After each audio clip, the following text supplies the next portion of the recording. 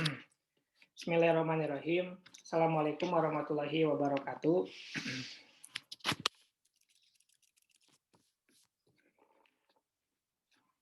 Suara saya terdengar?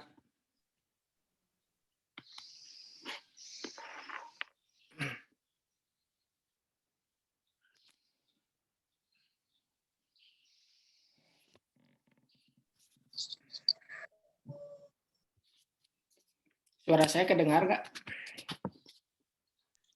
Terdengar, Pak. Terdengar, Pak. Terdengar, Pak. Oke, ya takutnya nggak kedengar ya, soalnya kemarin ada masalah gitu ya. Hari ini pertemuan kita yang pertama, yang harusnya dilaksanakan setiap hari Kamis ya, jam 9:30, tapi kemarin karena ada wisuda gitu ya, jadi kita ganti kelasnya jadi hari Jumat. Oke, kayaknya sih kelas ini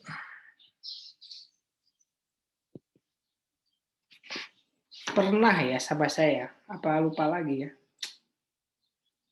Ya antara pernah atau nggak pernah, ya pernah kayaknya.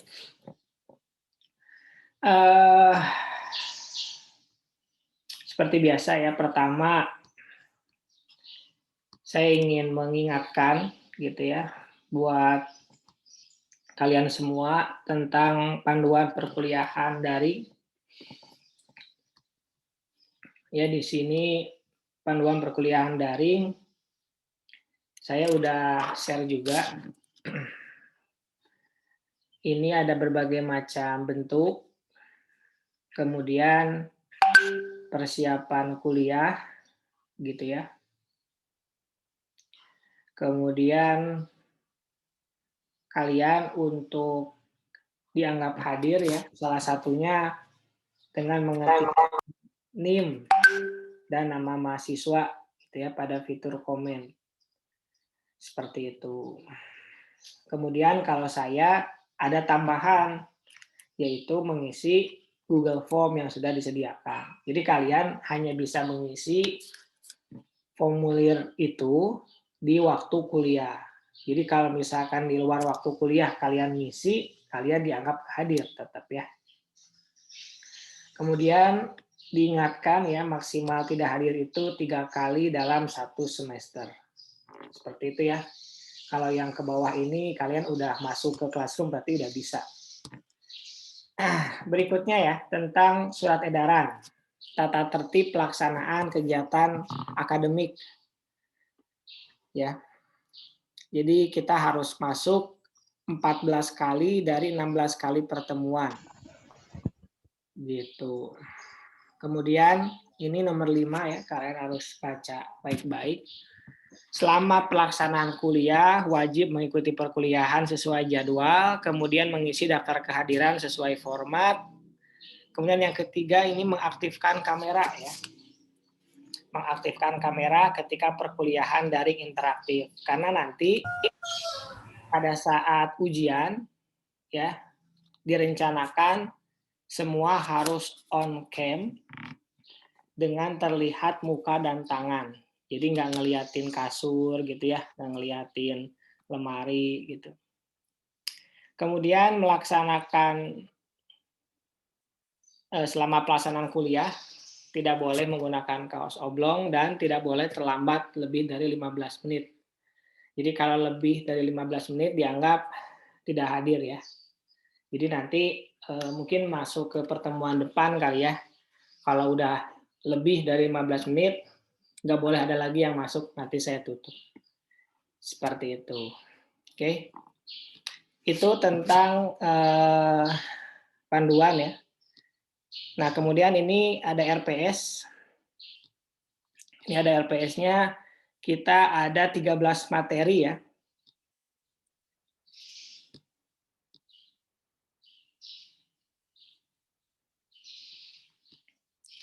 Ada 13 materi yang akan kita pelajari.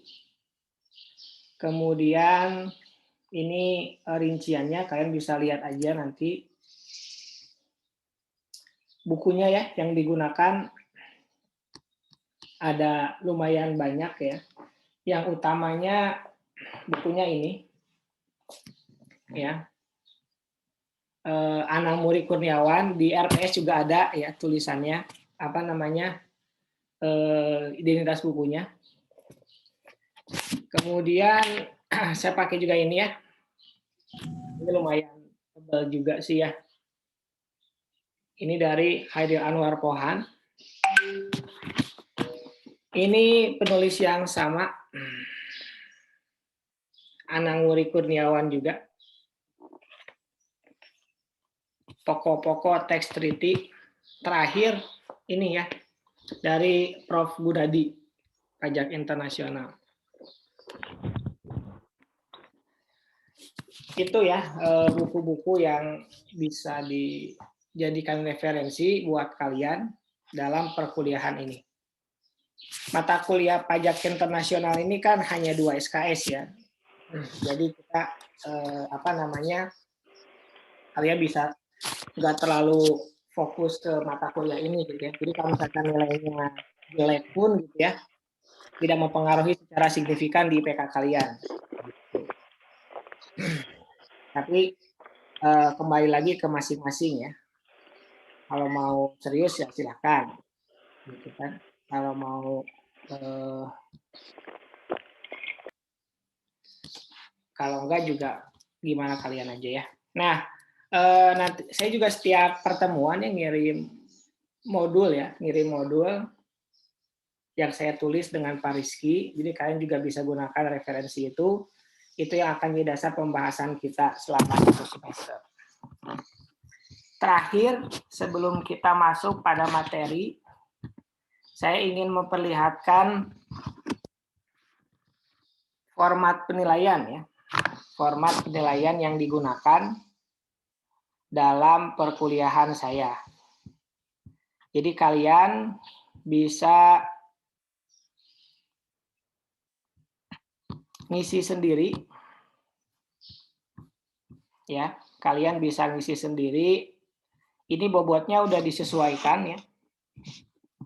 Untuk kuisnya 10%, untuk tugas 20%, UTS 30%, dan UAS 40%. Jadi nanti kalian tinggal isi aja di sini ya. Misalkan tugas 1 kalau udah ada nilainya masukin gitu ya. Jadi kalian yang hitung sendiri. Misalkan nilainya 70 ya, 76. Ini contohnya Dea ya, Dea Destantia. Ini contoh aja, belum tentu benar, belum tentu salah juga ya.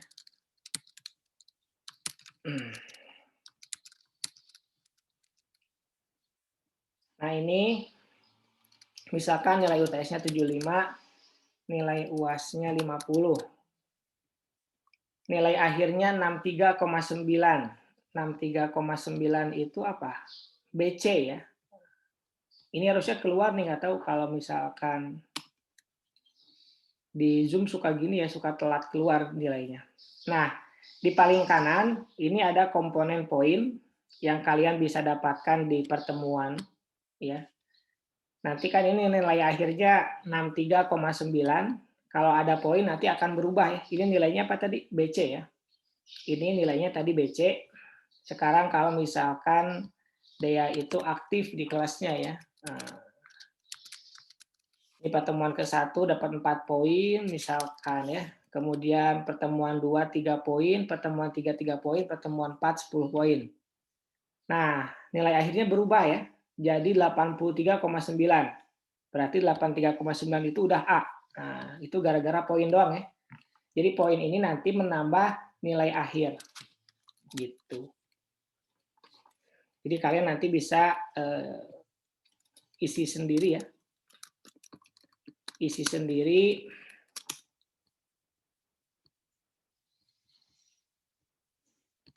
Biar kalian ngitung. Nanti kalian itu dapat berapa gitu. Jadi nggak ada alasan lagi gitu ya. Pas saya udah ngirimin tugas, tapi kenapa belum dimasukkan itu harus ada bukti ya, harus ada bukti kalian tuh upload. Misalkan kalau disuruh upload, kalau disuruh ngisi ada buktinya gitu ya. Jadi segala sesuatunya karena ini daring ya, jadi lebih enak untuk membuktikan gitu. Karena banyak yang protes nilai itu pada saat setelah UAS gitu. Ya. Oke, ada yang mau ditanyakan dulu tentang pendahuluan ya? Sebelum kita masuk ke perkuliahan, silakan langsung aja ditanyakan. Kalau nggak ada, saya ada informasi tentang ini ya. Mama ini tuh banyak banget soalnya. Mau sampai kayak akun kamu tuh satu.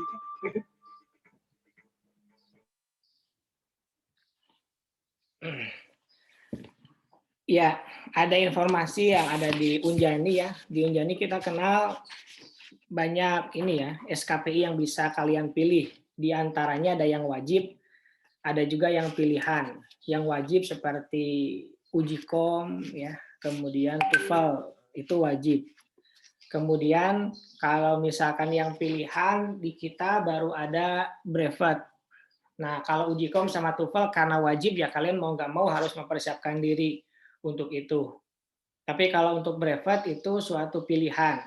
Nah, di kita ada brevet gitu ya. Di Unjani ada brevet. Kalian boleh ikut brevet di Unjani ya. Keuntungannya yang pertama kalau misalkan kalian itu nilainya untuk pajak 1 dan pajak 2 kurang memuaskan, kalau misalkan ikut brevetnya di Unjani, kalau kalian nggak remedial pada saat ujiannya, itu nilainya jadi AB ya, berubah jadi AB. Tapi kalau misalkan kalian ada remedial, nilainya menjadi A untuk 2 mata kuliah. Seperti itu. Itu keuntungan yang pertama. Keuntungan yang kedua, ikut brevet di Unjani, kita kerjasama dengan ATPI menerbitkan sertifikasi profesi. Jadi kalau kalian suka lihat nama dari Bu Dekan ya, ada beberapa sertifikasi yang beliau miliki. Nah, kalian juga bisa mendapatkan sertifikasi di bidang pajak, gitu ya. Nah, ini kalian bisa dapatkan di Unjani, di brevet gitu ya, di brevetnya di Unjani, seperti itu. Nanti kalian setelah lulus ya, setelah sidang pada saat pakai pakai SAL gitu ya, gelarnya itu bukan SAK lagi ya, tapi ada tambahan SAK CTT gitu ya.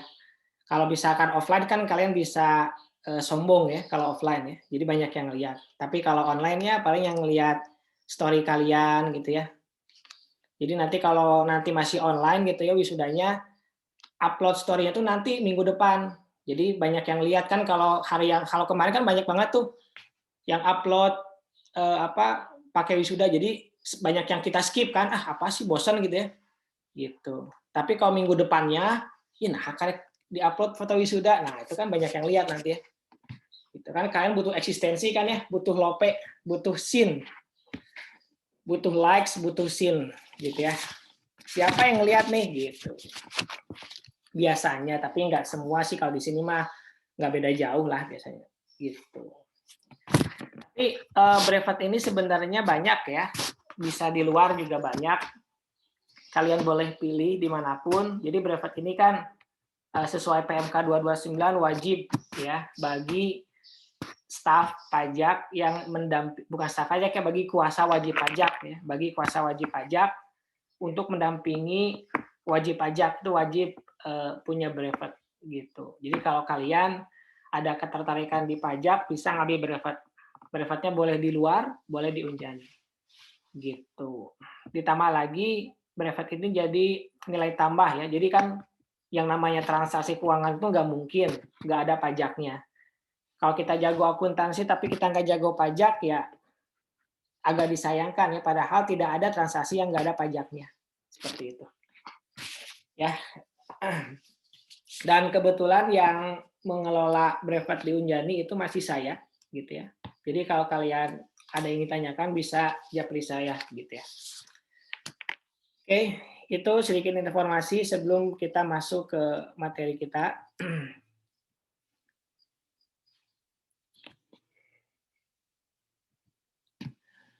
Kita mulai ya materi kita pada hari ini. Silakan barangkali ada yang mau ditanyakan terlebih dahulu.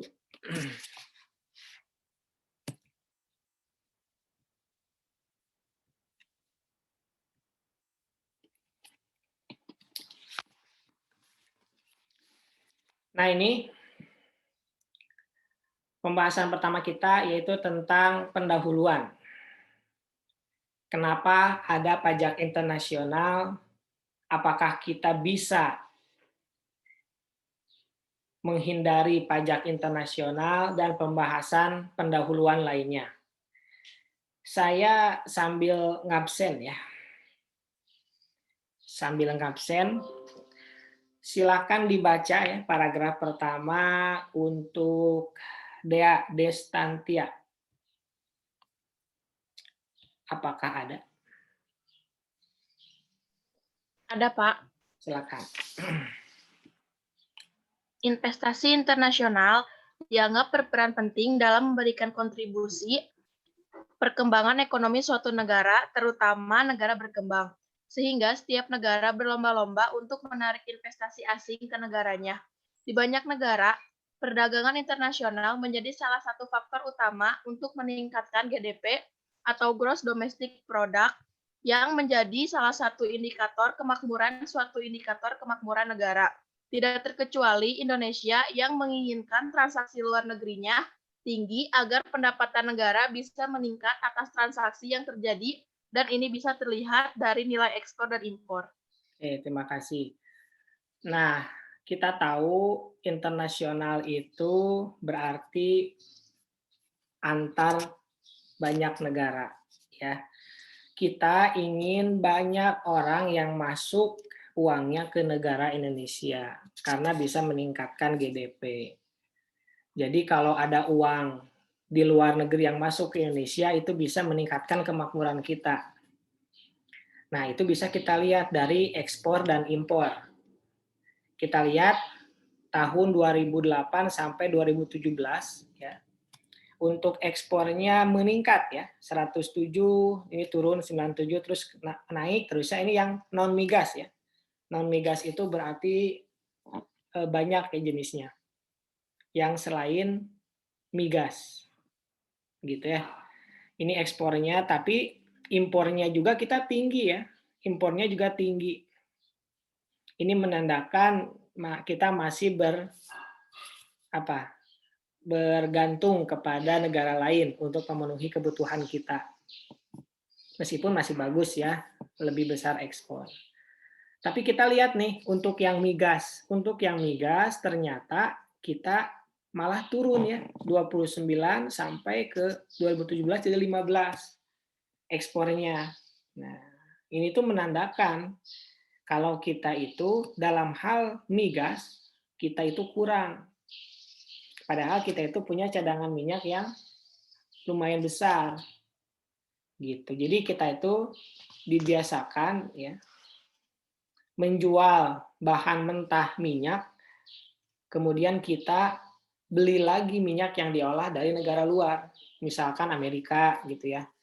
Kita punya bahan baku minyak, jual ke Amerika. Nanti Amerika jual lagi ke kita berupa Pertalite, Pertamax gitu. Jadi istilahnya saya tuh kita tuh jual cau ya, beli banana. Kan cau sama banana tuh sama ya sebenarnya. Tapi mahalan mana? Mahalan banana kan. Jadi kalau misalkan banana itu dipakai es krim jadi banana split gitu ya.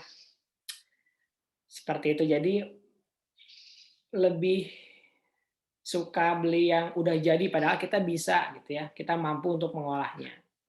Seperti itu. Migas itu kepanjangan dari minyak dan gas ya. Bukan mie gelas ya. Hati-hati ya. Karena pagi-pagi tadi hujan gitu ya, subuh jadi enak mie gelas kayaknya. Oke. Permulaan ya, silakan tulis nama dan NIM, Nanti saya panggil, ini pertanyaan bernilai poin ya. Apa itu ekspor dan apa itu impor? Silakan. Namanya aja ya, nama sama NIM di komentar. Nanti saya panggil terus kalian bisa jawab. Ekspor itu apa? Dan impor itu apa? Ada yang mau?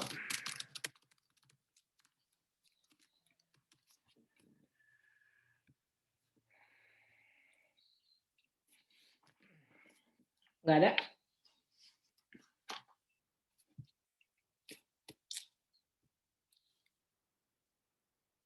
Silakan, Nita Nurahmi. Ekspor itu adalah menjual barang dari negara kita ke negara lain, sedangkan impor adalah membeli barang dari negara lain ke negara kita. Gitu, Kalau Pak. ekspor apa tadi? Menjual barang dari negara kita ke negara lain. Kalau impor? Membeli barang dari negara lain ke negara kita. Jadi yang bagus itu jualan ke orang luar apa kita beli dari orang luar? Jual ke orang luar. Oke, betul ya. Oke, kita lanjutkan ya.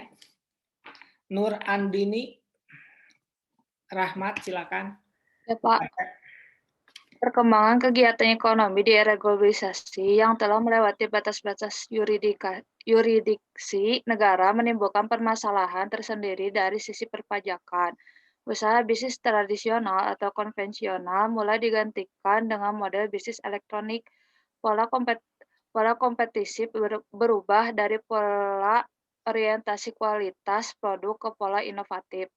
Batasan negara secara tradisional mulai pudar dengan adanya kesempatan tanpa batas yang tersedia akibat adanya internet dan pasar elektronik. Setiap negara mempunyai kedaulatan dalam memajaki baik atas penduduk maupun bahan penduduk yang ada di negaranya. Prinsip tersebut mempengaruhi perlakuan perpajakan terhadap subjek maupun objek pajak luar negeri. Lanjut, satu lagi. Konsekuensi atas kondisi ini adalah ranah pemajakan yang menjadi perhatian bagi negara-negara yang terkait dengan sumber penghasilan maupun dengan negara domisili dari wajib pajak. Wajib pajak dalam negeri bisa jadi telah dipotong pajak atas penghasilan yang berasal dari luar negeri di negara sumber penghasilan. Persoalan timbul ketika penghasilan luar negeri yang telah dikenai pajak di luar negeri dikenakan lagi pajak di Indonesia. Hal ini menimbulkan pengenaan pajak berganda atas objek penghasilan yang sama. Oke. Nah, alasan yang berikutnya, kenapa harus ada pajak internasional? Karena adanya transaksi internasional. Jadi karena adanya internet, jadi kita itu mampu membeli barang dari luar negeri atau kita mampu menjual barang di luar negeri dengan mudah. Jadi nggak bisa lagi ya tahun 2021 ini menghindari namanya transaksi internasional. Masalahnya adalah pajak itu dipajaki oleh masing-masing negara. Di Indonesia ada pajak, tentu ada pajak. Di Singapura ada pajak, tentu ada pajak. Nah, kalau misalkan terjadi transaksi antara warga negara Indonesia dengan warga negara Singapura, siapa yang berhak memajaki? Apakah Indonesia atau Singapura? Masalahnya yang menjadi yang namanya pajak itu kedaulatan setiap negara, terserah Indonesia mau majakin siapapun selama dia itu punya penghasilan kemudian orang Indonesia. Nah, makanya timbul yang namanya pengenaan pajak berganda padahal objeknya sama. Seperti itu. Ya. Berikutnya Salsa, silahkan. Kedaulatan negara untuk mengatur aspek internasional dari ketentuan pajaknya dapat saja berbeda dan saling berbenturan dengan negara lainnya, sehingga dapat terjadi saling klaim hak pemajakan terhadap suatu objek pajak maupun subjek pajak yang sama. Untuk itu, perlu dibuat suatu norma pajak internasional sebagai suatu panduan yang berlaku secara umum dan internasional. Norma pajak internasional tersebut pada esensinya mengatur bahwa suatu negara tidak dapat menerapkan klaim hak pemajakannya terhadap negara lain apabila tidak terdapat faktor penghubung tertentu, connecting factor yang dipersyaratkan. Dengan kata lain, suatu negara terhadap negara lain hanya dapat diterapkan apabila terdapat faktor penghubung tertentu dengan negara lainnya tersebut. Oke, silakan lanjutkan. Pada umumnya, dua faktor penghubung yang dituangkan dalam ketentuan pajak dari suatu negara ketika membatur aspek internasional dari ketentuan pajaknya, yaitu sebagai berikut. 1. Personal connecting factor. Faktor penghubung ini mengaitkan hak pemajakan suatu negara berdasarkan status subjek pajaknya. Pajaknya terhubung dengan negara tersebut. Untuk subjek pajak orang pribadi, keterhubungan tersebut ditentukan berdasarkan kriteria tempat tinggal atau keberadaan. Sementara itu, untuk subjek pajak badan, keterhubungannya didasarkan atas kriteria tempat didirikan atau tempat kedudukan. Oleh karena penekanannya adalah keterhubungan antara negara dan subjek pajaknya. Konsep ini juga disebut dengan konsep residence atau personal attachment. 2. Objective connecting factor. Faktor penghubung ini mengaitkan hak pemajakan suatu negara berdasarkan keberadaan aktivitas ekonomi atau objek pajaknya terhubung dengan daerah teritorial suatu negara. Keterhubungan tersebut biasanya ditentukan berdasarkan kriteria sebagai berikut. Tempat suatu harta, tempat aktivitas pemberian jasa, tempat kontrak ditandatangani, tempat pembayaran penghasilan berdomisili, atau tempat pembebanan biaya. Oleh karena penekanannya adalah keterhubungan antara negara dan letak objek pajaknya. Konsep ini disebut dengan konsep search atau objective attachment. Oke, cukup. Nah, sekarang tadi kita udah tahu ya, dengan sebab investasi internasional dan transaksi internasional tidak bisa dihindari yang namanya pajak berganda. Padahal kita belajar di pajak 1, kalau pajak itu tidak boleh dikenakan 2 kali untuk objek yang sama. Nah, muncul masalah siapa yang berhak memajaki. Misalkan ya, ada penyanyi religi, ya kan bentar lagi Ramadan. Penyanyi religi itu kita sebut namanya mawar gitu ya. Mawar ini manggung di negara Malaysia gitu ya. Nah, mawar ini warga negara Indonesia, tapi penyanyinya di Malaysia. Dapat uangnya dari mana? Dari Malaysia. Nah, kata negara Indonesia, ya udah yang majakin itu saya karena mawar itu adalah warga negara saya, kata Indonesia. Terus kata Singapura, oh tidak bisa. Penghasilannya mawar didapetin dari saya, dari negara saya. Berarti saya dong yang harusnya majakin. Nah, itu jadi konflik. Oleh karena itu, negara-negara itu bersatu untuk berembuk siapa yang berhak memajaki atas suatu penghasilan. Disitulah yang disebut sebagai norma pajak internasional. Yang itu berlaku untuk umum dan internasional. Gitu. Jadi siapa yang berhak memajakinya itu diatur di norma pajak internasional. Nah, di dalam norma pajak internasional itu intinya adalah menerapkan yang namanya faktor penghubung untuk menentukan siapa yang berhak memajaki. Ada 2. Yang pertama, personal connecting factor. Kalau personal connecting factor ini berarti hubungannya adalah orang mana gitu ya, atau dari mana dia berasal. Jadi kalau misalkan tadi transaksi mawar ya, berarti yang berhak memajakinya siapa? Kalau pakai personal connecting factor. Ya betul ya. Kita coba tanya Gina. Gina, ada? Ya Pak. Siapa yang berhak? Ada hadir. Kalau berdasarkan tempat kedudukannya berarti Indonesia, Pak. Ya betul ya. Jadi Indonesia ya karena pakai personal connecting factor gitu. Jadi dilihat dari di mana dia itu berasal. Mau dimanapun dia punya penghasilan, kalau pakai personal connecting factor ya negara Indonesia yang berhak memajaki si mawar itu. Nah, tapi beda kalau pakai objective connecting factor. Dari transaksi mawar itu, siapa yang berhak memajaki Zakiatul? Ya, Pak. Siapa? Kalau dari objektif connecting factor yang berhak memajaki itu Malaysia. Malaysia, ya betul ya. Nah, seperti itu. Jadi dilihatnya pasti dari dua itu. Kalau nggak dari orangnya, dari sumbernya, dari mana. Tapi muncul lagi kan masalah ya. Muncul lagi masalah. Gimana nih kalau misalkan Indonesia pakainya personal. Oke. Malaysia pakainya objektif. Siapa yang berhak memajaki? Coba Hasni. Iya, Pak. Siapa yang berhak memajaki? Jadi Indonesia pakainya personal, Malaysia pakainya objektif. Indonesia. Kenapa Indonesia? Soalnya kan yang mawarnya orang Indonesia. Iya, tapi kan Malaysia pakainya objective connecting factor. Gimana, Tah? Ya, jadi masalah ya. Nah, itu ya. Iya.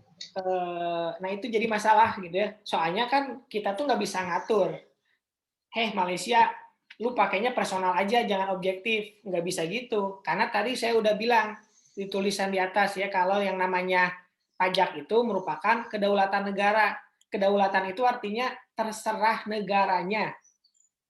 Gitu. Jadi kalau kalian bilang saya ingin berdaulat, berarti saya ingin mengatur diri saya sendiri gitu. Oke. Dilanjut. Nah, sekarang gimana nih kalau misalkan kayak gitu? Nanti kita akan bahas lebih lanjut. Silakan dibaca Luciana.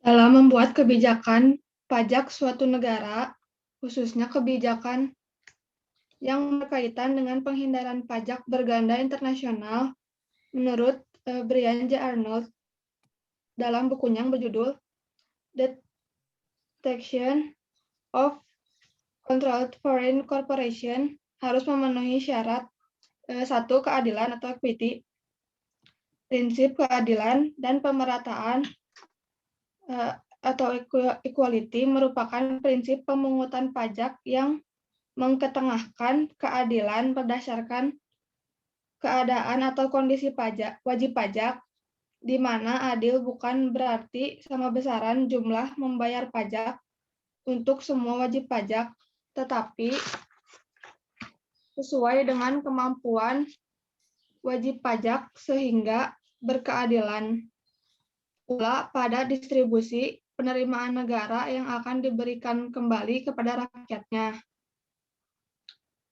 Menurut Adam Smith, equality mengandung arti bahwa keadaan yang sama atau orang yang berada dalam keadaan yang sama harus dikenakan pajak yang sama.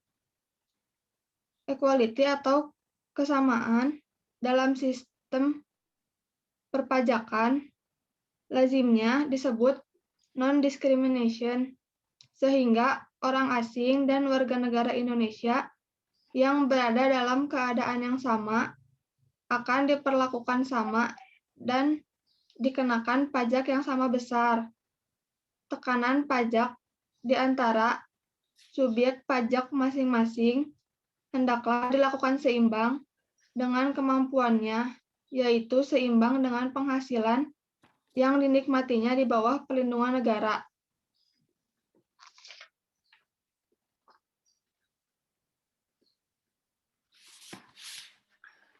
Lanjut sampai ke ini, domisili. R.A. Seligman yang merumuskan prinsip-prinsip pemungutan pajak, yaitu fiskal, administratif, ekonomi, dan etikal, menyebutkan bahwa equality adalah persamaan dalam perpajakan. Keadilan bukan merupakan keadilan mutlak, melainkan suatu keadilan sebandung yang relatif. Jadi, keadilan perpajakan digambarkan dengan kesamaan, yaitu perlakuan yang sama terhadap para pembayar pajak. Keadilan atau ekuitas dalam sistem pajak meliputi dua aspek, yaitu horizontal dan vertikal. Keadilan horizontal menyangkut ekualitas atau kesamaan perlakuan pemajakan antar orang yang berada dalam keadaan kemampuan pajak yang sama. B. Keadilan vertikal menunjuk kepada perbedaan pemajakan antar orang yang berada dalam keadaan yang berbeda kemampuan membayarnya atau ability to pay. Beberapa aspek ekualitas pemajakan antara lain: 1. Status wajib pajak atau ekualitas WPDN, WPLN. Yang kedua, natur wajib pajak, ekualitas orang pribadi dan badan. 3. Cakupan geografis sumber, ekualitas domestik sampai mancanegara atau global. Yang keempat, perangkat usaha, ekualitas cabang sampai anak perusahaan. Dan 5, alokasi penerimaan pajak, ekualitas negara sumber sampai domisili. Oke, nah kita lanjutkan pembahasannya. Jadi masih ada konflik meskipun ada norma pajak internasional. Kan tadi ada norma pajak internasional gitu ya, yang berasal dari dua faktor penghubung tadi ya. Yang pertama dari residen, yang kedua dari source gitu ya. Tapi ternyata masih ada masalah, masih terdapat konflik. Makanya dibutuhkan yang namanya kebijakan pajak internasional biar tidak terjadi pajak berganda. Ada dua prinsipnya. Yang pertama keadilan, yang keduanya adalah netralitas. Ya, kita coba baca dulu netralitas. Ini harusnya nomor 2 ya, netralitas harusnya nomor 2. Silakan Nita baca dulu yang netralitas.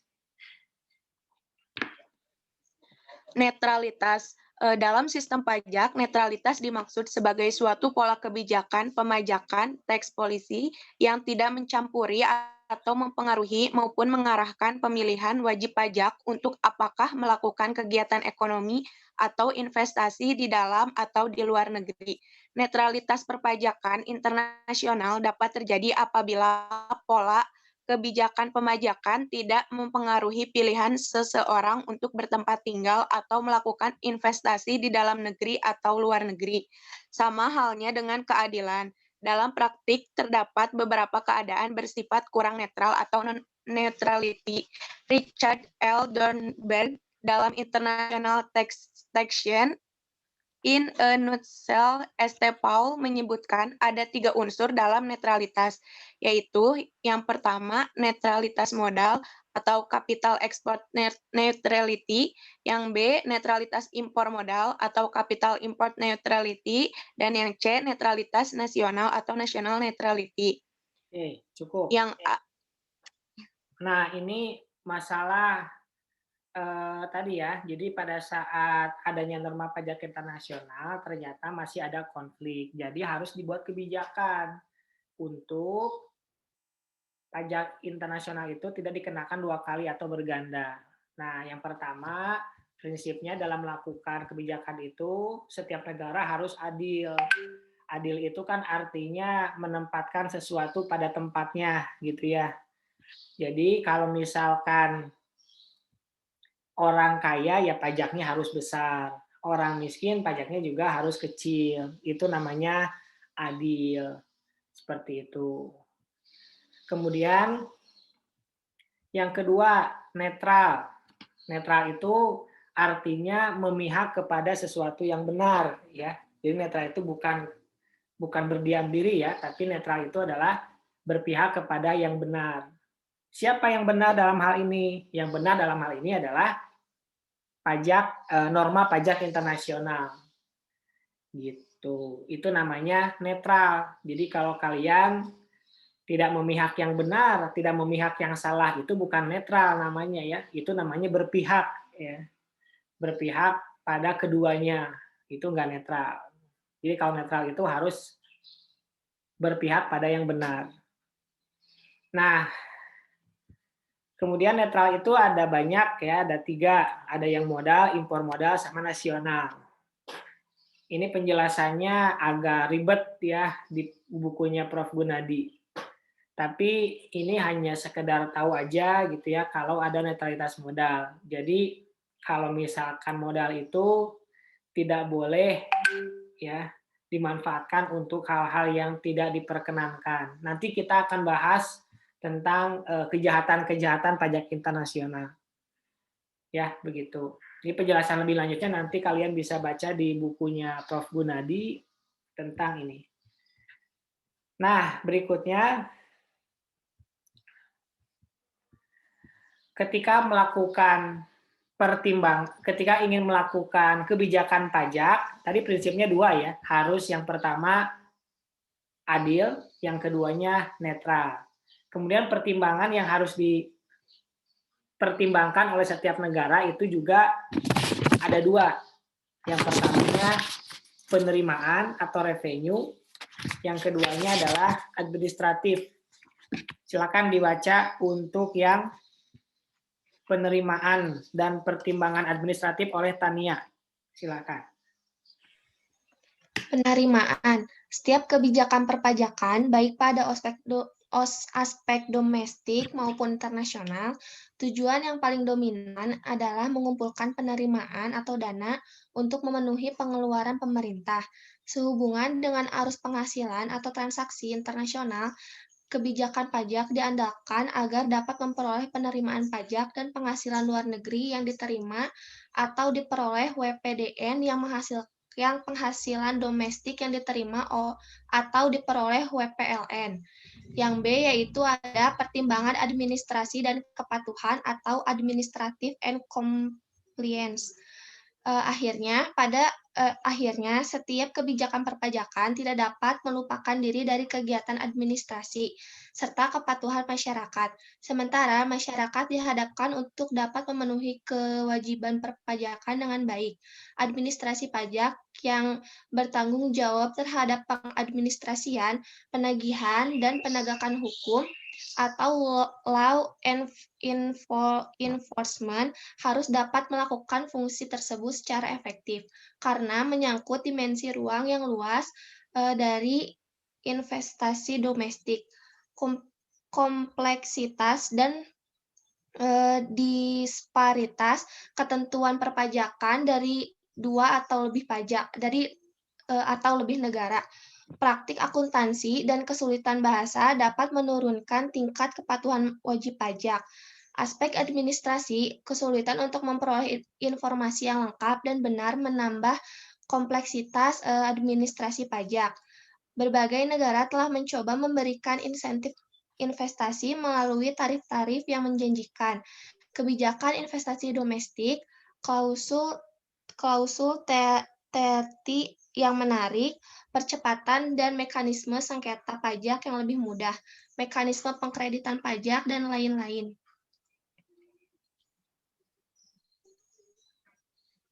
Oke, lanjut sampai ini. Oh iya, udah ya. Nah, tadi kita udah bahas, jadi kalau negara mau bikin ketentuan ya dalam hal menghindari pajak bergana harus netral sama harus adil. Nah, selain itu pertimbangan yang dilakukan negara, yang tadi prinsip, kalau ini pertimbangannya ya, yaitu penerimaan. Jadi kalau bisa ketentuan itu menguntungkan negaranya sendiri. Kayak Indonesia kan paling besar ya, sekitar 70-80% penerimaan negaranya itu dari pajak. Jadi kalau mau bikin ketentuan harus yang menguntungkan. Jadi kalau nanti ada transaksi dengan Singapura atau dengan Malaysia, harus gitu ya, harus yang majakinya adalah Indonesia gimana pun caranya gitu. Kemudian yang kedua, jangan lupa jangan cuma pengen duitnya doang yang banyak gitu ya, tapi harus administrasinya juga nih harus benar, harus gampang, harus mudah gitu ya. Kadang kita tuh nggak mau bayar pajak tuh bukan karena nggak mau bayar pajak, tapi administrasinya yang berlibat gitu. Nah ini sebenarnya yang jadi peluang ya buat kalian juga nih. kalau misalkan akuntansi itu dengan mudah ya digantikan oleh orang luar, ya kan? Kenapa? Karena kan kita udah pakai IFRS ya, International Financial Reporting Standard ya. Jadi orang luar negeri atau bule atau orang manapun ya di luar Indonesia yang ngerti IFRS itu bisa masuk ke negara Indonesia. Tapi beda kalau untuk pajak. Kalau pajak itu kan yang ngertinya adalah orang Indonesia. Kenapa orang Indonesia? Karena ketentuannya itu kan bahasa Indonesia. Jadi yang pahamnya itu adalah orang Indonesia. Jadi maksud saya persaingannya lebih sedikit dibandingkan dari akuntansi. Gitu.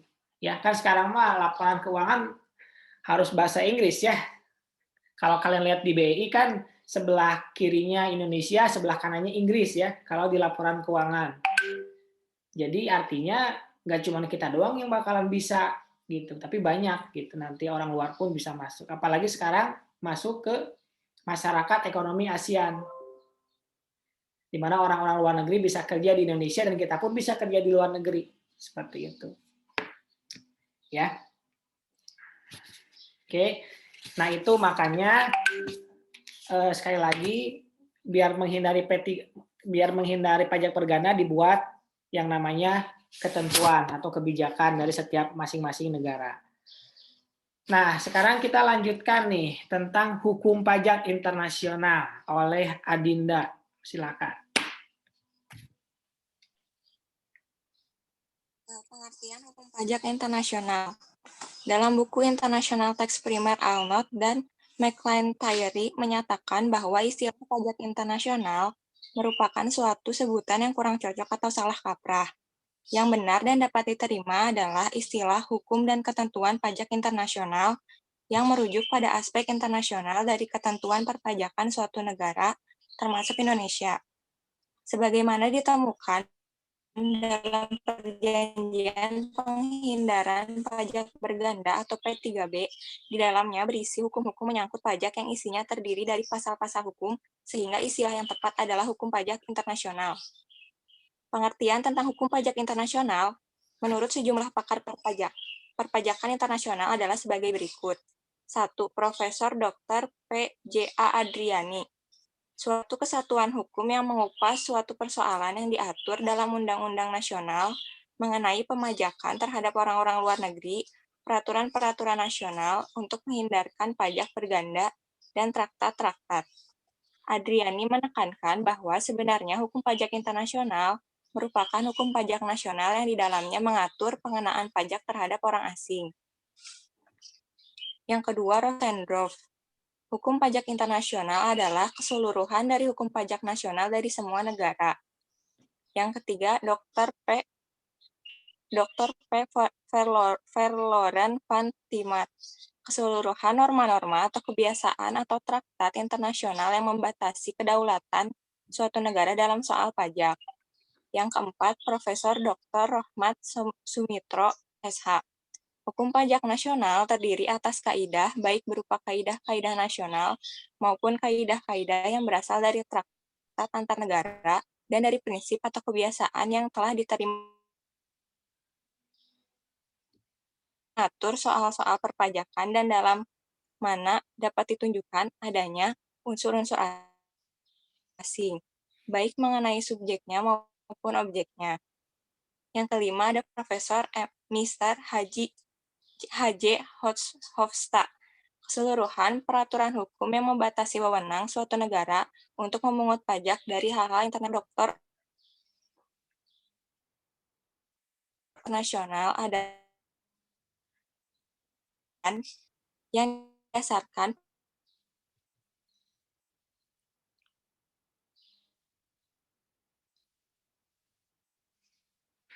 atau hukum internasional, aturan nasional yang mempunyai objek hukum perselisihan, khususnya dalam bidang perpajakan. Oke, nampak lelah ya, kita lanjut ke Siska, silakan. Habisi dulu nomor 7 sampai nomor 8 deh. Siska. Ya, yang ketujuh, teacher. Hukum pajak internasional dalam arti luas termasuk hal-hal berikut. Yang pertama, hukum pajak internasional dan nasional. Yang kedua, hukum yang mengatur perjanjian pajak untuk mencegah pajak ganda dan lain-lain perjanjian internasional. Yang ketiga, bagian dari hukum antar bangsa. Yang pertama, peraturan hukum yang mengandung soal-soal pajak dalam hukum internasional atau antar bangsa yang diakui secara umum.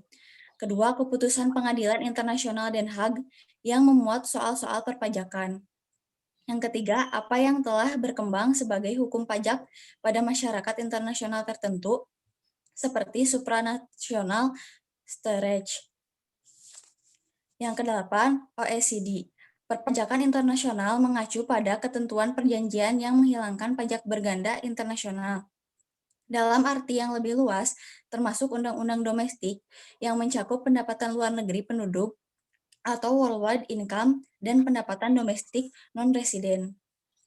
Pada praktiknya, pajak internasional akan berbicara mengenai bagaimana pemajakan atas penghasilan orang asing atau perusahaan atau badan asing yang diterimanya dari Indonesia, dan bagaimana pemajakan atas penghasilan orang atau perusahaan badan Indonesia atas penghasilan yang diterima di luar negeri berdasarkan undang-undang domestik dan undang-undang negara lain serta perjanjian perpajakan atau tax treaty menurut Timbul 2019 nomor 9. Oke, lanjut coba Diva Nosvita.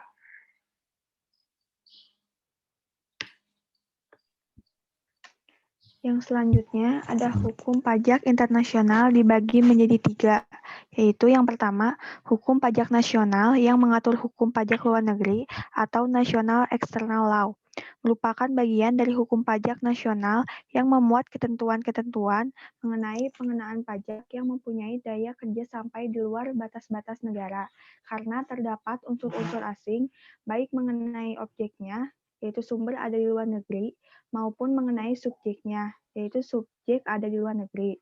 Kemudian yang kedua ada hukum pajak luar negeri atau foreign tax law, di mana keseluruhan perundang-undangan dan peraturan pajak dari negara-negara yang ada di seluruh dunia. Kemudian yang ketiga ada hukum pajak internasional atau international tax law. Di sini ada sumber hukum pajak internasional. Yang pertama ada hukum pajak nasional unilateral, yakni hukum pajak nasional yang mengandung unsur asing antara lain pasal 2 Undang-Undang PPH, kemudian pasal 3 Undang-Undang PPH, pasal 5 Ayat 2 Undang-Undang PPH, Pasal 18 Undang-Undang PPH, Pasal 24 Undang-Undang PPH, Pasal 26 Undang-Undang PPH, dan Pasal 32A Undang-Undang PPH. Kemudian untuk poin B, traktat-traktat yakni perjanjian antara dua negara atau lebih bisa bersifat bilateral atau multilateral, dan konvensi dengan tujuan untuk menghindari pajak berganda, untuk mengatur perlakuan fiskal terhadap orang-orang asing, untuk mengatur soal pemecahan laba badan usaha tetap, untuk memberikan bantuan dalam pengendaan dan atau pemungutan pajak serta usaha untuk memberantas penyelundupan pajak atau tax evasion, dan untuk menetapkan tarif bea cukai. Kemudian yang selanjutnya ada putusan hakim nasional maupun internasional tentang pajak internasional. Kemudian untuk poin C. Sudah cukup. Nah sekarang kita lihat ya, jadi sebenarnya yang namanya ketentuan itu bukan lagi ranahnya pajak internasional, tapi ranahnya hukum pajak internasional. Kenapa? Karena di dalam pajak internasional ya terdapat ketentuan namanya adalah P3B ya. Siapa yang tahu kepanjangan dari P3B? Silakan tulis namanya di chat ya. Apa kepanjangan P3B?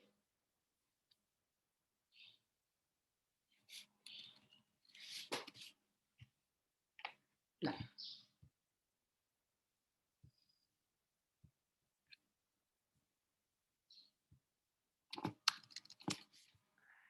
Anissa, silakan.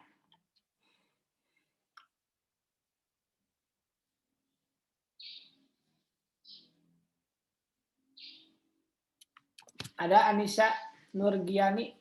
Jadi Suaranya terdengar nggak, Pak? ya, jawabannya yang belum terdengar. Janjian pajak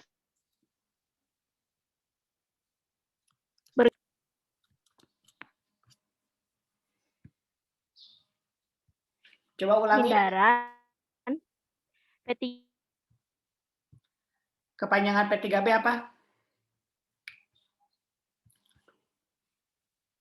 perjanjian pajak berganda. Ya betul ya, penghindaran perjanjian apa tadi teh? Perjanjian penghindaran pajak berganda. Jadi kita lanjutkan. Nggak cocok yang namanya pajak internasional, itu harusnya hukum pajak internasional karena ngomongin perjanjian yang isinya adalah pasal-pasal, ya. Makanya di sini ahli hukum bilangnya harusnya sih hukum pajak internasional gitu ya. Karena di sana mengatur antara beberapa negara yang disepakati oleh kedua negara. Siapa yang berhak memajaki yang dituangkan di dalam pasal-pasal. Gitu kan, hukum itu artinya kan peraturan.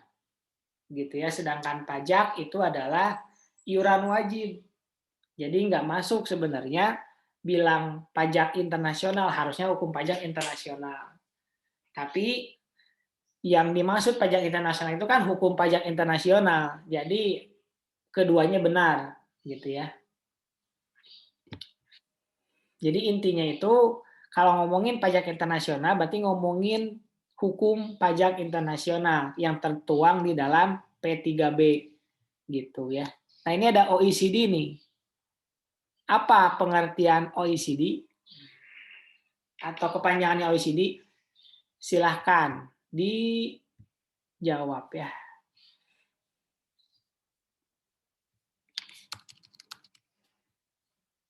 Dea Destantia, silakan.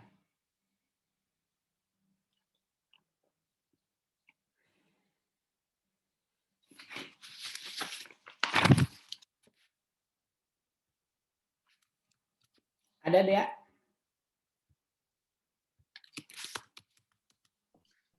Ada, Pak. Ya. Kepanjangannya OECD.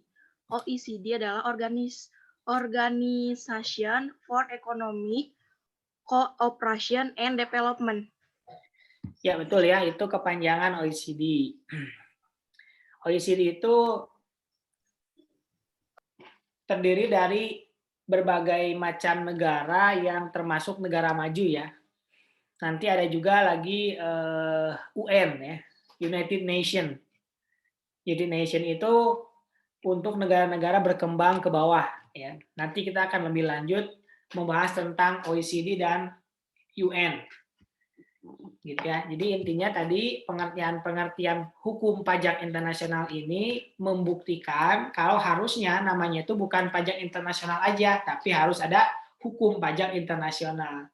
Tetapi karena di dunia internasional terkenalnya international taxation, jadi ya sudahlah, tidak apa-apa. Toh semua orang tahu kalau ngomongin international taxation berarti ngomongin international law ya. Ngomongin law dari pajak internasional. Seperti itu. Makanya di sini ada pembagian-pembagian dari hukum pajak internasional. Ada 3 di sini ya. Ada yang hanya mengatur eksternal aja, ada yang mengatur jadi kalau eksternal itu maksudnya orang luar yang ke sini, ada yang ngatur pajak orang kita di sana gitu ya. Ada juga yang keduanya. Seperti itu. Di Indonesia ada yang berhubungan dengan pajak internasional. Di sini dijelaskan di Undang-Undang PPH. Ada yang tahu apa nomor berapa Undang-Undang PPH? Silakan. Nomor berapa Undang-Undang PPH?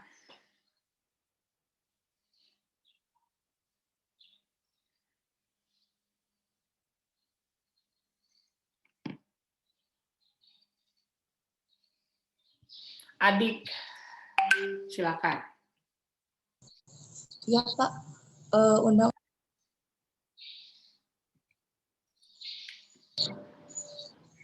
Ulangi lagi. Undang-Undang PPH yaitu Undang-Undang Nomor 36 Tahun 2008. Nomor berapa? 36 ya? Tahun 2000?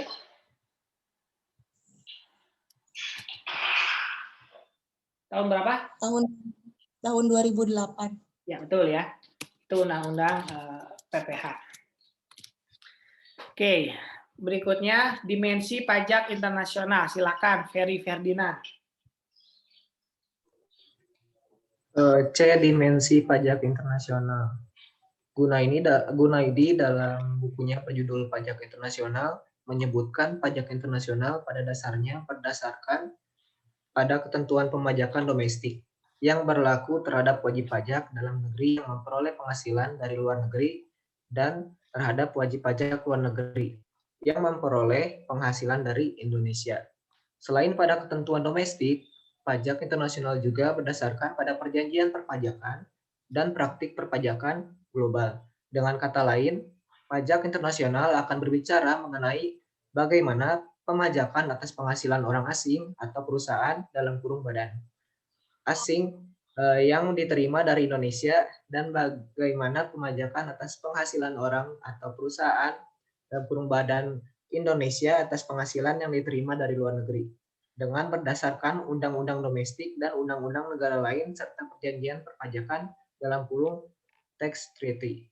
Secara umum, ketentuan pajak internasional suatu negara meliputi dua dimensi, yaitu pertama, pemajakan terhadap wajib pajak dalam negeri (WPDN) atas penghasilan di luar negeri yang merujuk pada pemajakan atas penghasilan luar negeri atau transaksi keluar batas outward, karena melibatkan eksportasi modal ke mancanegara, dan kedua, pemajakan terhadap wajib pajak luar negeri (WPLN) atas penghasilan dalam negeri domestik yang merujuk pada pemajakan atas penghasilan domestik atau transaksi ke dalam batas negara inward, karena melibatkan importasi modal dari mancanegara.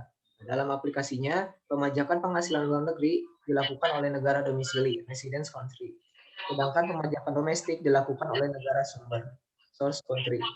Irwan 2019. Jadi, dimensi pajak internasional sebenarnya cukup luas, meliputi aturan pajak internasional yang sudah ada dalam Undang-Undang Pajak Indonesia, aturan perpajakan yang ada di Undang-Undang Pajak negara lain yang bersinggungan, serta persetujuan penghindaran pajak tax treaty yang telah dibuat Indonesia dengan negara lain. Oke.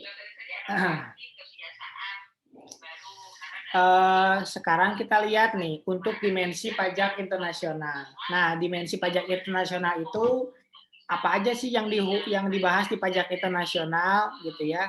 Nah, di sini nih intinya ada di dalam Indonesia gitu ya, kemudian ada juga di negara lain.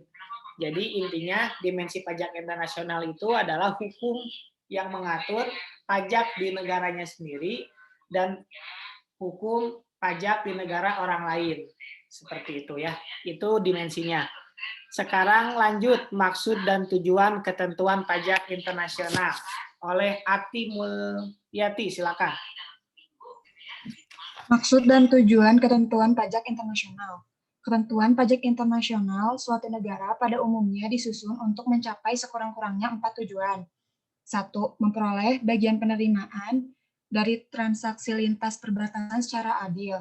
Pengumpulan penerimaan negara merupakan tujuan utama semua sistem perpajakan di setiap negara, termasuk penerimaan pajak dari penghasilan transaksi lintas perbatasan.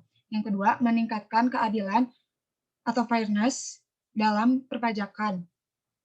Keadilan dalam sistem perpajakan dapat dicapai dengan membebankan pajak dalam jumlah yang sama terhadap para wajib pajak dengan jumlah penghasilan yang sama, membuat sedemikian rupa sehingga beban tersebut sepadan dengan kemampuan bayarnya.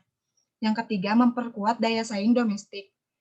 Suatu grup perusahaan yang saling terkait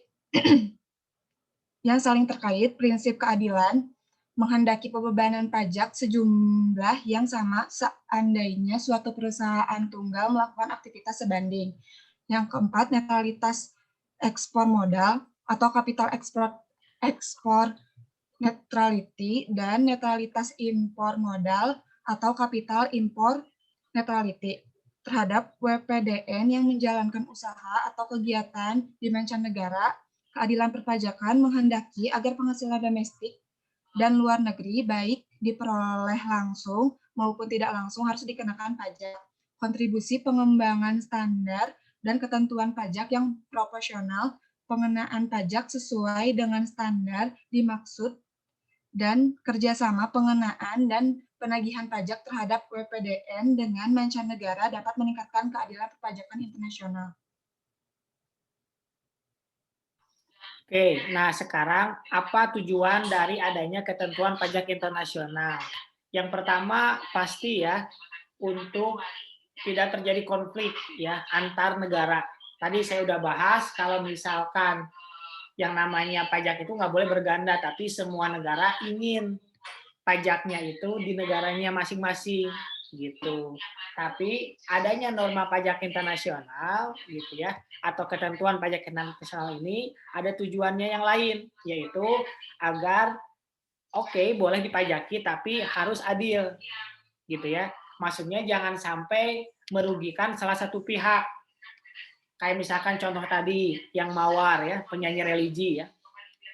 Kalau penyanyi religi ini dia bukan nggak ngambil suami orang, enggak ya, ini beda lagi ya. Kalau misalkan penyanyi religi ini nyanyi di Malaysia, gitu kan, terus dipajaki di Indonesia atau di Malaysia, jawabannya dua-duanya boleh, tapi jangan sampai dua-duanya dipajaki.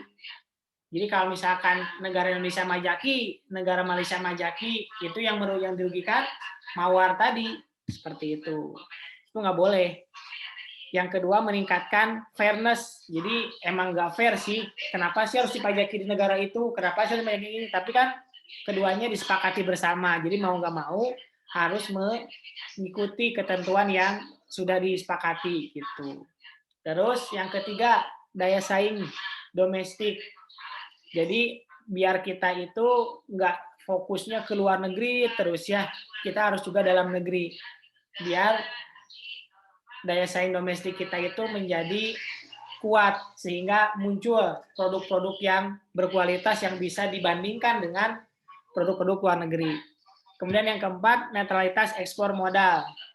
Jadi nanti kalau misalkan mau ekspor modal atau impor modal gitu ya, tidak lagi berpihak pada faktor tertentu yang non teknis gitu ya. Seperti itu. Itu maksud dan tujuan dari pajak internasional. Berikutnya Citra Tiara, silakan. Kedudukan.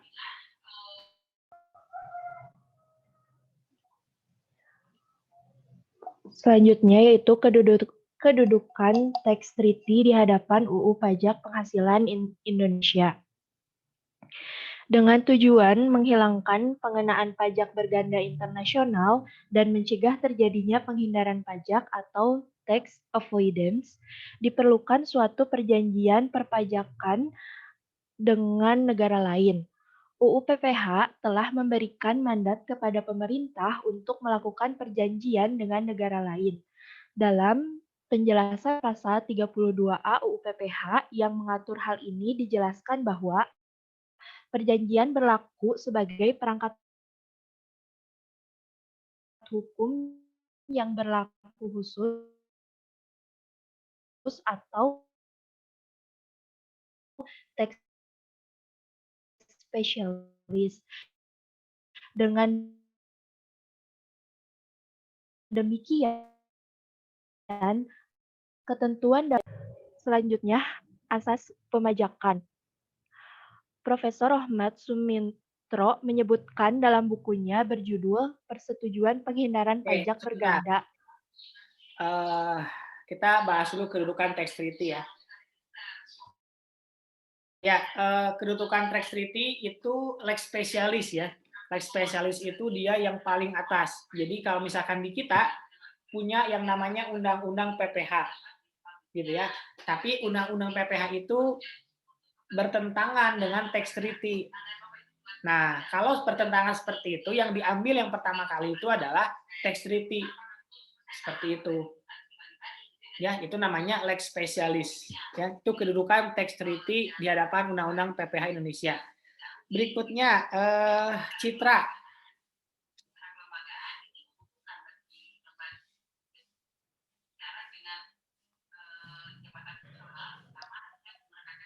Asas pemajakan. Profesor Rohmat Sumintro menyebutkan dalam bukunya berjudul Persetujuan Penghindaran Pajak Berganda, sebuah pengantar. Asas pemajakan terdiri atas yang pertama adalah asas domisili. Pengenaan pajak tergantung pada tempat tinggal atau domisili wajib pajak. Wajib pajak tinggal di suatu negara, maka negara itulah yang berhak mengenakan pajak atas segala hal yang berhubungan dengan objek yang dimiliki wajib pajak yang menurut undang-undang diperkenakan pajak. Wajib pajak dalam negeri maupun luar negeri yang bertempat tinggal di Indonesia, maka dikenakan pajak di Indonesia atas seluruh penghasilan yang diperolehnya, baik penghasilan yang diterima dari dalam negeri maupun dari luar negeri di Indonesia. Subjek pajak dikenakan pajak di negara tempat subjek pajak tersebut berdomisili. Contohnya, A. Solomon merupakan warga negara Australia yang bertempat tinggal tetap atau berdomisili di Italia. Apabila Solomon memiliki penghasilan, maka negara yang berhak memajaki adalah negara Italia karena Solomon berdomisili di Italia. Contoh yang kedua yaitu Tuan Burdan. Sebagai warga negara Indonesia dan tinggal di Indonesia, memiliki penghasilan di Indonesia sebagai owner PT Mulia. Selain itu, Tuan Burdan memiliki penghasilan berupa dividen atas penyertaan saham dari perusahaan Singapura dan Hong Kong. Maka berdasarkan atas pengenaan pajak, yaitu atas domisili, Indonesia mengenakan pajak atas seluruh penghasilan yang diterima dan diperoleh Tuan Burdan, yaitu atas penghasilan berupa gaji maupun dividen. Yang kedua adalah asas sumber.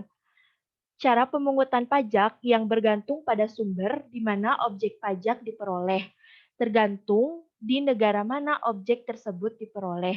Jika di suatu negara terdapat suatu sumber penghasilan, negara tersebut berhak memungut pajak tanpa melihat wajib pajak itu bertempat tinggal, baik wajib pajak dalam negeri maupun luar negeri yang memperoleh penghasilan yang bersumber dari Indonesia, maka dikenakan pajak di Indonesia. Subjek pajak dikenakan pajak berdasarkan di mana sumber penghasilan berasal. Contohnya, lanjut dari contoh yang sebelumnya, Solomon menjual jasanya sebagai auditor untuk mengaudit laporan keuangan PT Ultra Jaya yang berada di Indonesia. Maka yang berhak memajaki adalah negara Indonesia karena penghasilan yang didapatkan oleh Solomon berasal dari Indonesia. Kemudian,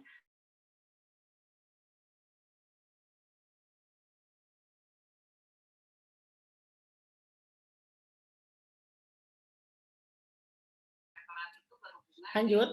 Oh, kita lanjutkan oleh Muhammad Lutfi, silakan.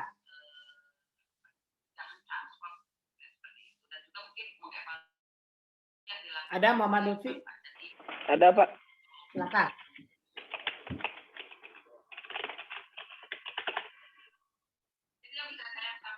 Tiga, asas kewarganegaraan atau asas kebangsaan. Cara yang didasarkan kebangsaan menghubungkan pengenaan pajak dengan kebangsaan dari satu negara. Asas kebangsaan atau asas nasional adalah asas yang menganut cara pemungutan pajak yang dihubungkan dengan kebangsaan dari suatu negara. Cara ini menurut R. Santoso Brotodiharjo dipergunakan untuk menetapkan pajak objektif. Dalam asas ini, yang menjadi landasan pengenaan pajak adalah status kewarganegaraan dari orang atau badan yang memperoleh penghasilan. Berdasarkan asas ini, tidaklah menjadi persoalan dari mana penghasilan yang dikenakan pajak berasal. Seperti halnya dalam asas domisili, sistem pengenaan pajak berdasarkan kewarganegaraan ini dilakukan dengan cara menggabungkan asas kewarganegaraan dengan konsep pengenaan pajak atas worldwide income. Subjek pajak dikenakan pajak berdasarkan pada status kewarganegaraan seseorang. Contoh, meskipun penghasilan Solomon berasal dari Indonesia dan berdomisili di Italia, yang berhak memajaki adalah Australia karena Solomon merupakan warga negara Australia. Lalu, Fiskus Belanda selama Perang Dunia II pernah memungut pajak pendapatan dari semua orang berkebangsaan Belanda, juga yang bertempat tinggal di luar Belanda. Asas kebangsaan secara negatif muncul pada bentuk pajak bangsa asing di Indonesia, yang mewajibkan umumnya setiap orang yang bukan kebangsaan Indonesia yang bertempat tinggal di Indonesia membayar pajak. Yang keempat, asas campuran. Subjek pajak dikenakan pajak berdasarkan campuran dari beberapa asas yang telah dibahas sebelumnya. Yang kelima, asas teritorial. Subjek pajak dikenakan pajak atas penghasilan yang diperoleh di wilayah atau teritorial suatu negara.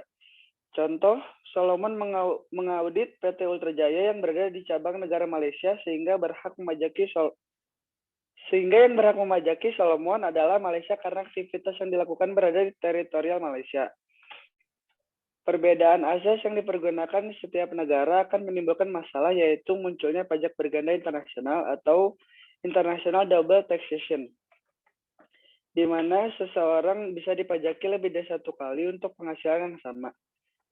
Jika hal ini dibiarkan, maka akan berdampak kepada terhambatnya kegiatan ekonomi, terutama yang melibatkan transaksi antar negara.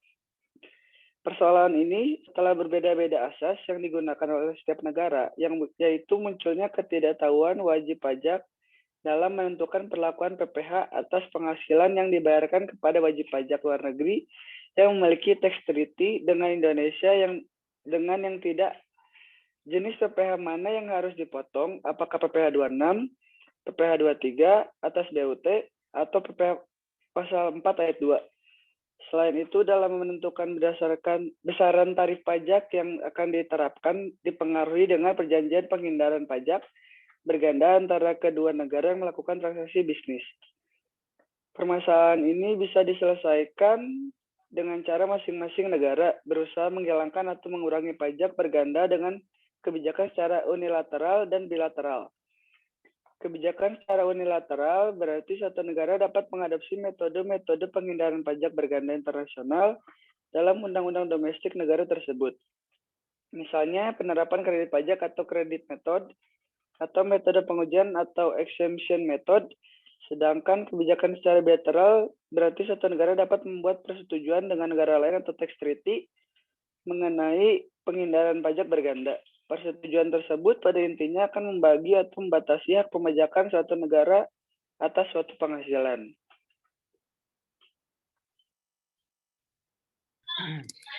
Oke. Saya agak ke distract karena lagi rapat juga ya. Aduh, rapat. Oke. Lanjut dulu ya, kita mulai dari asas pemajakan. Jadi asas pemajakan ini adalah asas yang bisa dipilih oleh negara untuk memajaki yang disetujui di dalam persetujuan penghindaran pajak berganda. Seperti itu. Ada banyak. Yang pertama domisili, kemudian sumber, kemudian kewarganegaraan, kemudian campuran dan teritorial. Coba kasih contoh lagi ya untuk asas domisili Alauddin Hafiz.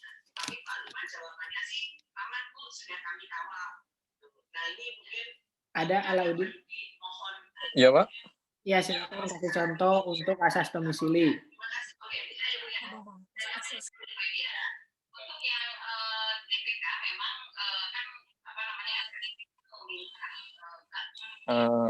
Tunggu bentar. Domisili. Atau pertanyaannya diubah biar gampang ya. Kalau misalkan tadi yang kasus Mawar ya, kan Mawar orang Indonesia gitu kan, terus punya penghasilan di negara Malaysia, siapa yang berhak memajakinya kalau pakai asas domisili?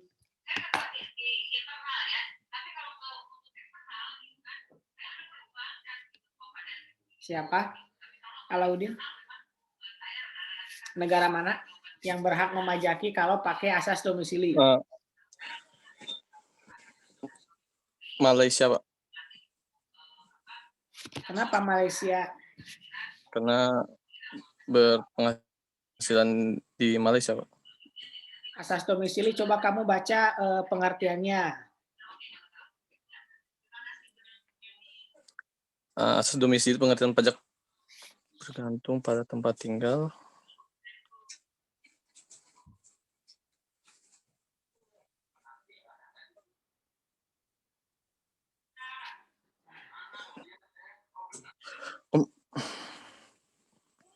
Ulang pertanyaannya, Pak. Ke Indonesia. Siapa yang berhak memajaki, Malaysia atau Indonesia?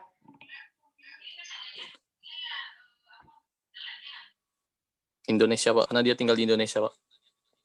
Ya, betul. Agnes, Luciana. Iya, Pak.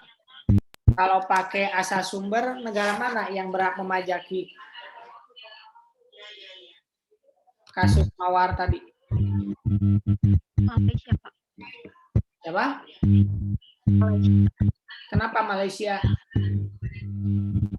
Karena dia dapat penghasilannya di Malaysia. Ya, betul. Anisya. Iya, Pak.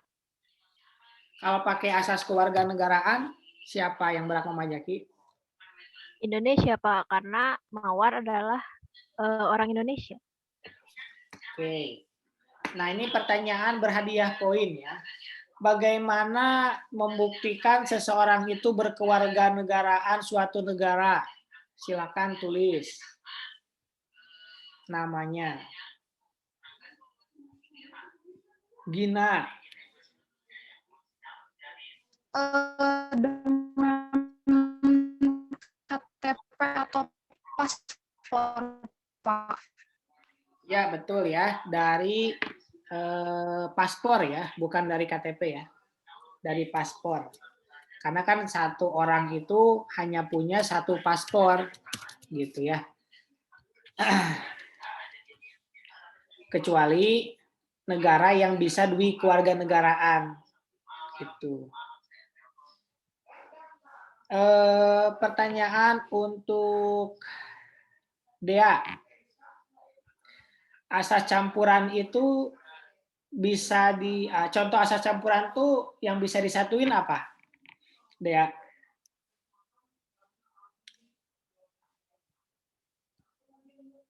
Ada Dea? Iya, gimana, Pak? Asas campuran itu contohnya asas apa sama asas apa? Kan campuran itu kan berarti beberapa asas ya, bisa dua kan? Nah, yang samanya itu yang mana nih? Perkawinan beda negara bukan gitu, Pak? Bukan, ini maksud saya tuh asas campuran di sini itu adalah gabungan dari satu atau dua asas. Misalkan asas teritorial, misalkan ya, asas domisili sama asas sumber bisa disatuin nggak?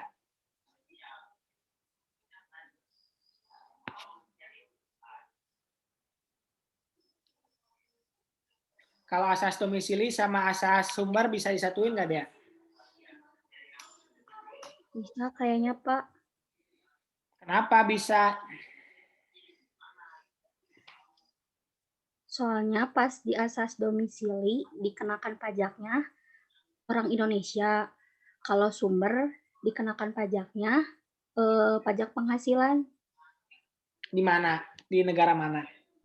Kalau domisili di Indonesia, kalau sumber di Malaysia. Beda dong. Oh. Jadi yang mana nih yang bisa? Yang sama gitu, yang majakinya itu negaranya sama. Asas yang mana sama yang mana? Yang Indonesia.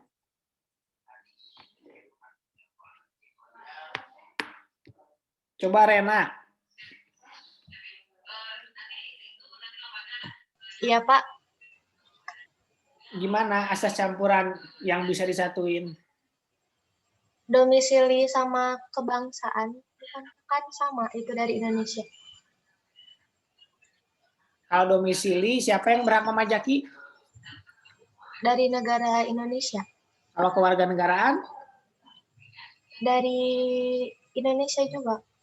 Ya, betul ya. Itu contoh dari asas campuran ya. Jadi asas campuran itu asas yang dicampur tapi pada saat pemotongannya sama. Misalkan tadi asas kewarganegaraan sama asas domisili sama.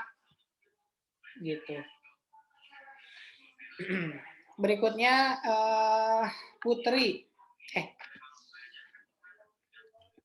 Ada Iya, Putri? Pak. Ada, Pak. Oke. Pertanyaan buat Putri. Kalau misalkan ya tadi siapa namanya Mawar bertransaksi sama Malaysia ya. Tapi tanda tangan kontraknya itu di Bangladesh ya. Negara mana tuh yang berhak memajakinya kalau pakai asas teritorial?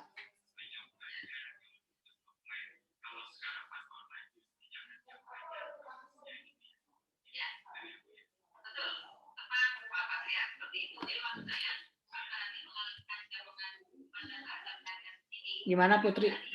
Siapa yang berhak memajaki?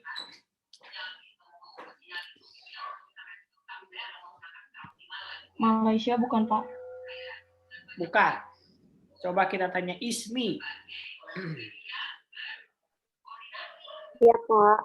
Siapa yang berhak memajaki? Dari Bangladesh bukan, Pak? Karena kan aktivitasnya berada di Bangladesh gitu, Pak.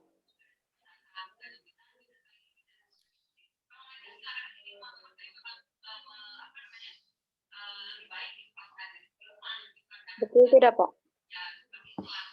Saya lupa lagi malah soalnya tadi ya. Oh, tanda tangan kontraknya doang ya yang di Bangladesh ya. Harusnya ada pertanyaan tambahan ya. Di mana dilakukan aktivitasnya. Gitu ya. Jadi ceritanya kasusnya ditambah nih. Mawar orang Indonesia. Transaksi dengan negara Malaysia. Tanda tangan kontraknya di Bangladesh. Tapi dia nyanyinya di Singapura ya. Coba Muhammad Rofi. Dari kasus tersebut siapa yang berhak memajaki Rofi?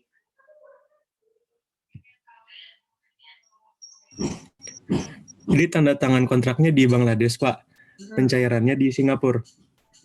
Bukan cair, kan dia teh penyanyi ya ceritanya ya. Nyanyinya di Singapura. Oh, Singapura, Pak. Dan aktivitas di aktivitas itunya di Singapura. Singapura ya, betul. Oke, berikutnya.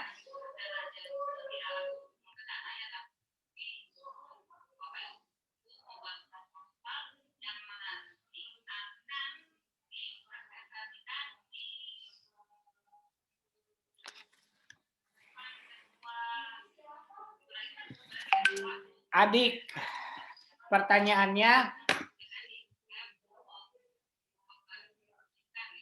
ada adik? Ada, Pak. Pertanyaannya, kenapa ada pajak internasional? Karena ada perdagangan internasional, sehingga harus ada pajak internasional. Oke, Nais Indriani. Ada?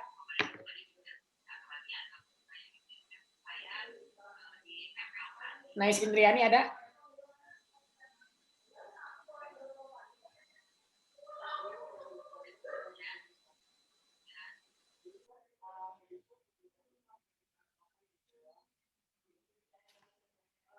Nais nggak ada?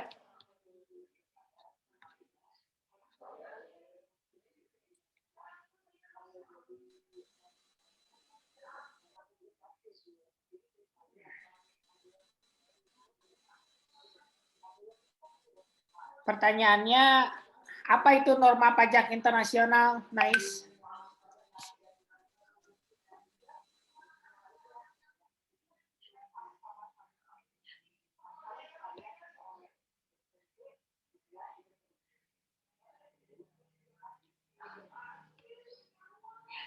Apa Nais jawabannya?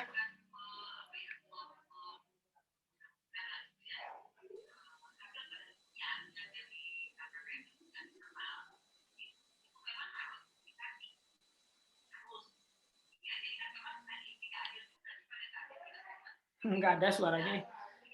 Coba Winnie, Iya, Pak. silakan jawab. Norma pajak internasional itu yang mengatur tentang hukum pajak internasional, bukan, Pak? Ya. Sheryl. Ada, Pak. Apa itu tax treaty?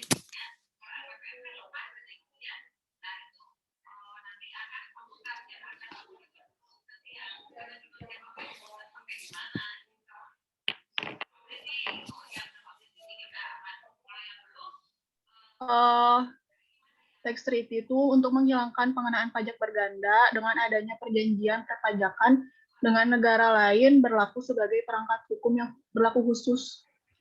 Oke. Irawati. Ya, Pak. Ada berapa faktor di dalam ketentuan pajak internasional dalam mengatur hukum pajak internasional?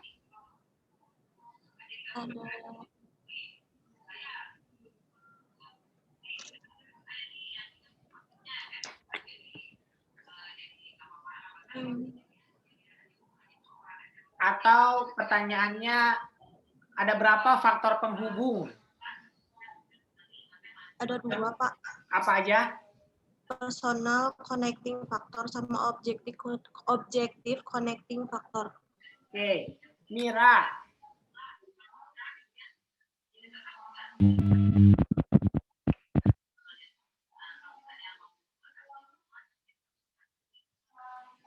Mira, ada Mira?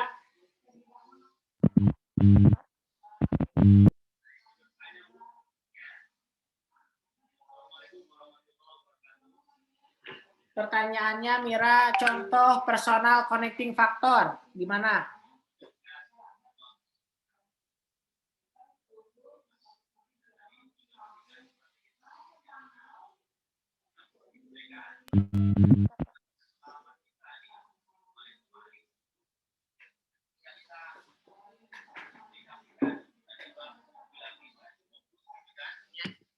Serang aja sih, buat dana kita.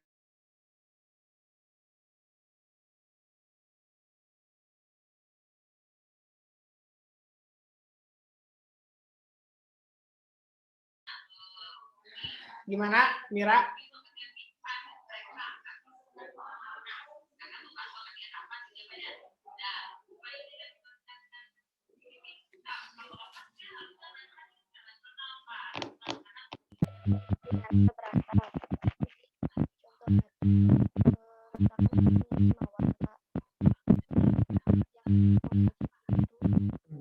Coba Rizka.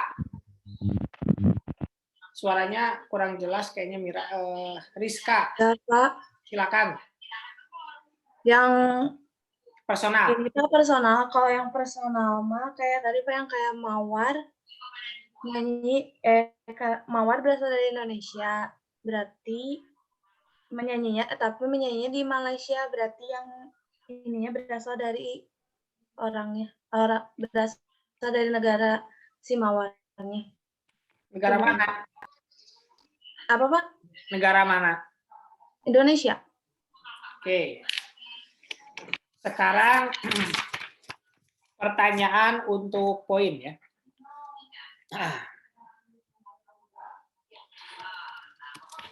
Pertanyaannya,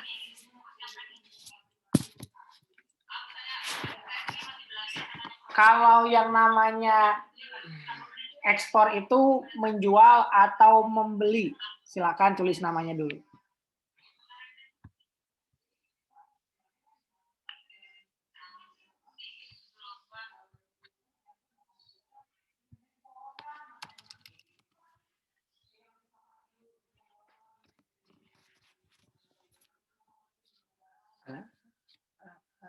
Diva, silakan Diva.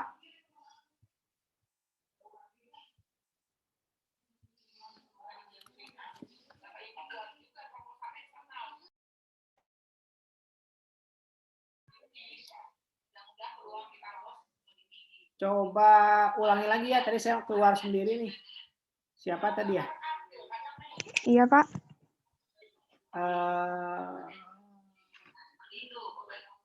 Siapa tadi ya? Iya, Pak, Diva. Ya, silakan Diva. Ya, jadi ekspor itu kita menjual suatu barang ke luar negeri, Pak. Oke, betul ya. Terus kalau impor tuh menjual atau membeli. Siapa nih dulu nih? Zakiatul. Kalau impor itu berarti membeli barang dari luar negeri, Pak. Oke, betul ya. Lanjut. Kenapa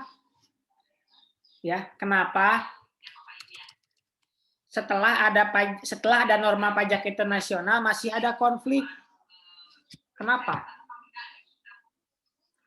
Kenapa setelah ada norma pajak internasional masih terdapat konflik antar negara? Anissa, silakan. Izin menjawab, Pak. Soalnya setiap negara itu, semua negara itu pada pengen gede-gede gitu yang dapat pajaknya. Jadi pada pengen semuanya itu negara tersebut pengen dapat pajaknya gitu, Pak. Ya, betul ya. Pertanyaan berikutnya. Biar tidak terjadi pajak berganda, apa yang dilakukan oleh negara-negara? Dea, Destantia.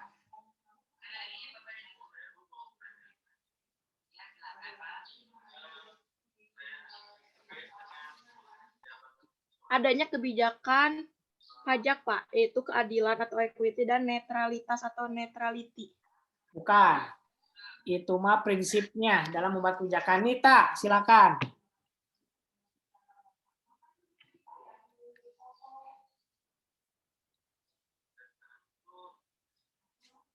Ada Nita?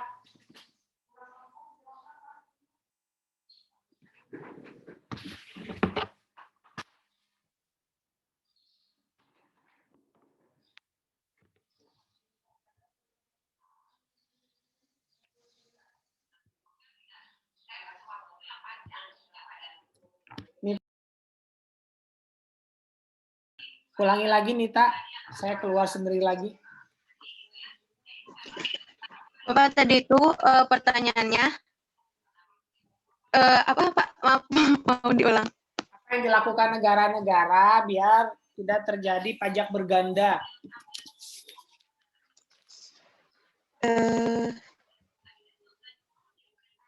Itu tuh apa?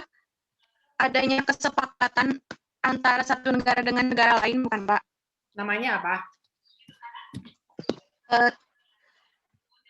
Namanya tuh apa? Yang P3B itu bukan Pak? Ya, betul. P3B ya. Berikutnya. Nah, tadi itu siapa ya, Nita ya?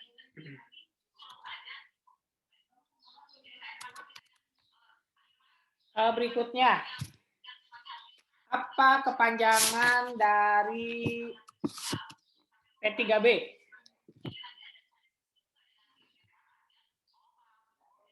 Putri Azahra. Iya Pak, kepanjangan dari P3B, Perjanjian Penghindaran Pajak Berganda. Ya, betul. Kepanjangan OECD. Dea, Destantia.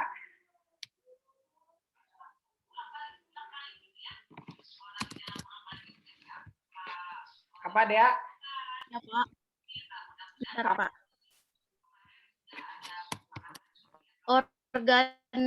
Organization for Economic Cooperation and Development, Pak. Oke.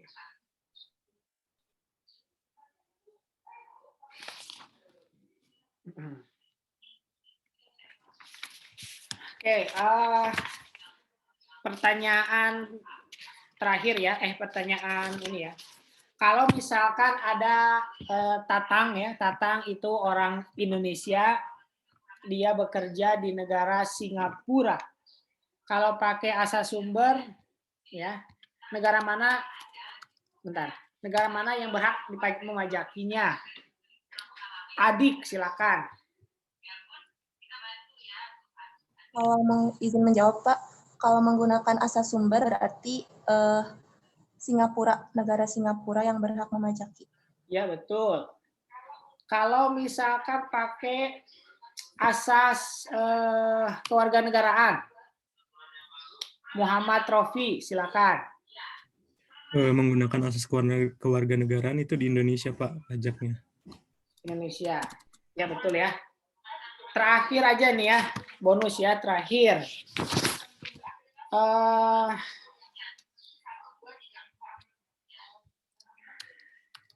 Pertanyaan terakhir, siapa yang mau membuat kesimpulan materi kita hari ini? Singkat saja. Citra Tiara, silakan. Jadi kesimpulan materi kita pada hari ini yaitu mengenai pajak internasional. Mengapa adanya pajak internasional? Karena ada perdagangan internasional atau transaksi dengan satu negara dengan negara lain. Kemudian selain itu ada juga faktor-faktor mengenai ketentuan pajak seperti personal connecting factor dan objektif connecting factor. Oke, silakan. Yang lain barangkali ada yang mau ditanyakan sebelum kita akhiri perkuliahan kita hari ini. Ada? Oke, kalau nggak ada, jangan lupa tugasnya dikerjakan. Waktunya sampai hari Kamis depan ya. Tinggal isi di Google Form yang sudah disediakan. Terima kasih semuanya. Semoga tetap sehat. Assalamualaikum warahmatullahi wabarakatuh.